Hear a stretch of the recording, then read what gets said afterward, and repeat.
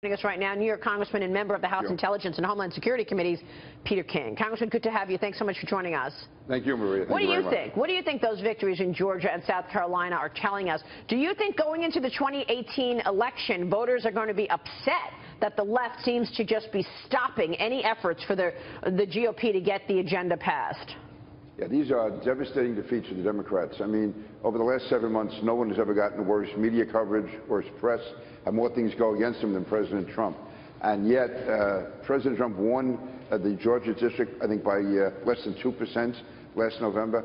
Last night, Karen Handel won it by 4 points, so she doubled his victory margin. It shows people are fed up with the Democrats just attacking and attacking the president. And also, I think should send a signal to the president not to react to negative publicity. Just go forward. Don't bother tweeting. Just go ahead with your agenda and your program. The American people still want to give him a chance to get the job done, and they are not accepting the negative posturing and campaigning of Nancy Pelosi and the Democrats. But can you get the job done? Lawmakers have 33 working days left this fiscal year. Will Congress be able to pass health care reform and repeal and replace, as well as tax reform?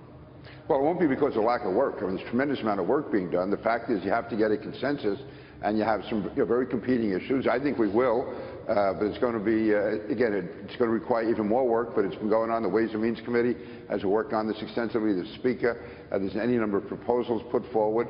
And again, you have to get the 218 votes in the House, or at least 51 in the Senate. And again, it's a democracy. There's honest differences as we go across the country, especially with different regional interests. But again, we have to get it done. That's our job. Yeah. Congressman, we just showed a graphic from Senator Murkowski from Alaska saying she doesn't know what the health care bill looks like. There's a lot of questions on that. On tax reform, there's a lot of issues, a lot of moving parts to be granted.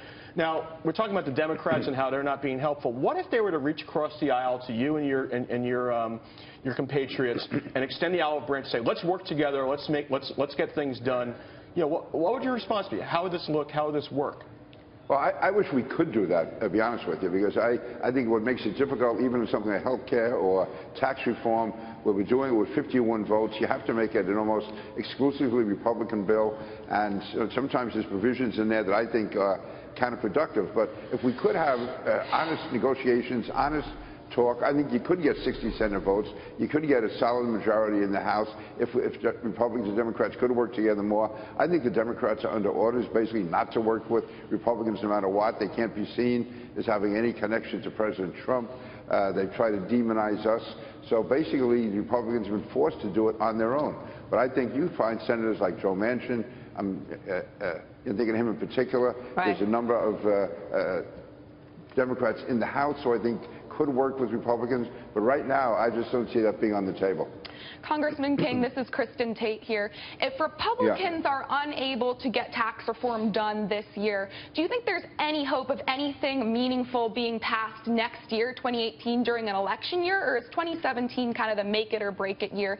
And if you're unable to get that through, what are you going to tell voters next year? Why should they vote for Republicans if you can't get this done? Well, one answer to that would be at least we're better than Democrats. At least we stop the Democrats from their aggressive taxes. But having said that, no, we have to do more than just be negative. We have to do all we can to get it done. And again, I think it's much more helpful if you can get it done in 2017, because experiences of the last 10 or 20 years show that very little gets done in an election year, because people are campaigning from January 1st on, and you have primaries all through the spring.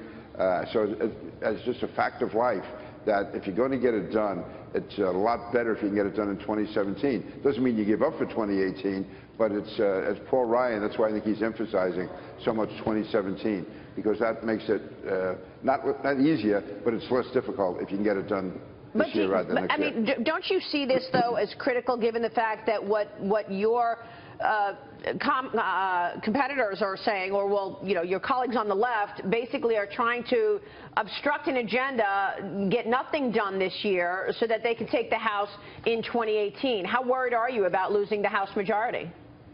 Well, you always have to be concerned, but I think, again, the 4 special elections we've had, especially last night in Georgia, shows the people are not buying the Democratic argument. In fact, I think they understand the Democratic argument, that the Democrats are trying to obstruct us, and for the sake of obstruction. and the voters have turned against that. So this gives us the opportunity to do what we have to do, not worry about Democratic obstruction. We have to work around that and through it and do whatever we have to do to get it done. And again, democracy is a tough business, and there's a lot of competing interests.